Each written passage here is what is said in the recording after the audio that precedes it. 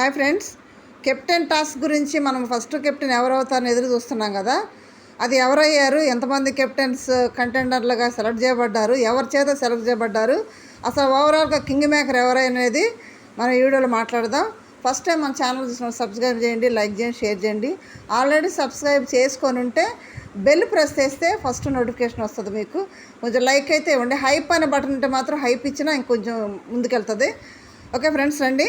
First task సంబంధించి సంజనాని మామూలు ఉండదబ్బా. సంజనాని బిగ్ బాస్ కన్ఫెక్షన్ పిలిచారంట. పిలిచి ఫస్ట్ కంటెండర్కి ఎవరిని సెలెక్ట్ చేస్తామంటే ఓనర్స్లో నుంచేమో మాస్క్ మ్యాన్ హరీష్ని, నెక్స్ట్ డీమాన్ పవన్ని సెలెక్ట్ చేసిందంట.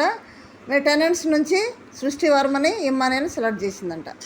వీళ్ళ నలుగురిని ఫస్ట్ కెప్టెన్షిప్కి సంబంధించి కంటెండర్గా సెలెక్ట్ చేసింది. చేసిన తర్వాత బయటకు వచ్చినాక గొడవలు అయితే మామూలు గొడవలు అవ్వలేదంట. బీపచ్చమైన గొడవలు. ఇమ్మానియలు మర్యాద మనిషి మధ్య అయితే చాలా బాగా గొడవ జరిగింది. ఎందుకంటే నిన్న మర్యాద మనిషి ప్రవర్తించిన తీరు, అస్సలైన ఓనర్ లాగా ప్రవర్తించడం, వాళ్ళ మీద ఎవరిని ఇస్తే ఇచ్చిన వాళ్ళని తిట్టడం, ఇదంతా వాళ్ళకు ఉంది, మనసులో ఉంది. దానికి సంబంధించి గట్టిగానే గొడవ అయిందంట మర్యాద మనిషికి మనకి మధ్య. నెక్స్ట్ వచ్చి ప్రియా శెట్టికి, నెక్స్ట్ మర్యాద మనిషికి. ఎందుకంటే ప్రియాకి నిన్నటి నుంచి ఉంది. ఎందుకంటే ప్రియా అక్కడ సంజనాన్ని సారీ చెప్పడానికి తీసుకొస్తే మీరు చేసుకోండి, మిశ్రమం చేసుకోండి అని బయటికి వెళ్ళిపోవటం బయటికి. వాళ్ళకి రాముకి టీ ఇస్తే శ్రీజాని తిడతాం, ఇవన్నీ కూడా అది చేయొద్దు ఇది చేయొద్దు అని వీళ్ళ మీద పెత్తనం చేస్తున్నాడు ఆయన. వీళ్ళు కూడా సాటి ఓనర్సే కదా, వీళ్ళ మీద పెత్తనం చేస్తున్నాడు. మనం లేనిది ఆర్డర్లు పాస్ చేస్తున్నాడు మన మీద అని వీళ్ళకి నిన్న నుంచి కోపం ఉంది. దానికి సంబంధించి ఇక్కడైతే బేపచ్చమైన గొడవ ప్రియాకి మర్యాద మనిషి జరిగింది. మరి మర్యాద మనిషిని అయితే గట్టిగా పడుతున్నాయి. మరి నామినేషన్లోకి వస్తే ఎలా ఉంటుందో చూడాలి. నెక్స్ట్ వచ్చి సంజనాకి సెలెక్ట్ చేసిన కంటెస్టెంట్కి టాస్క్ ఏంటంటే కెప్టెన్ సంబంధించి ఒక తాడు ఇనప రాడ్ ఇచ్చారంట. ఆ తాడు ఇనప రాడ్కేసి పట్టుకోవాలంట. ఎంతసేపు ఎవరు పట్టుకుంటే వాళ్ళు గెలిచినట్లు లెక్క. వాళ్ళు BB9 సంబంధించి ఫస్ట్ కెప్టెన్గా ఎన్నుకోబడతాడు. ఆ రూమ్ అయితే లగ్జరీ రూమ్, చాలా బాగుంది రూమ్. మనం చూసాం కదా, చూపిస్తే. ఆ రూమ్కి ఫస్ట్ అడుగు పెట్టేది ఎవరయ్యా అంటే, ఎవరైతే బాగుంటుంది చెప్పండి? వీళ్ళ నలుగురిలో ఎవరు కెప్టెన్ అయితే బాగుంటుంది? తర్వాత అసలు సంజన కెప్టెన్ చూడాలి, ఎలా చేసిద్ది హౌస్లో అనేది ఎంతమంది ఉన్నారు కామెంట్ చేయండి. అయితే సంజన గారు 2 డేస్కి అంతంత కంటెంట్ క్రియేట్ చేసి హౌస్ని ఒక తిప్పు ఒక మూలం కూర్చోబెట్టింది కదా.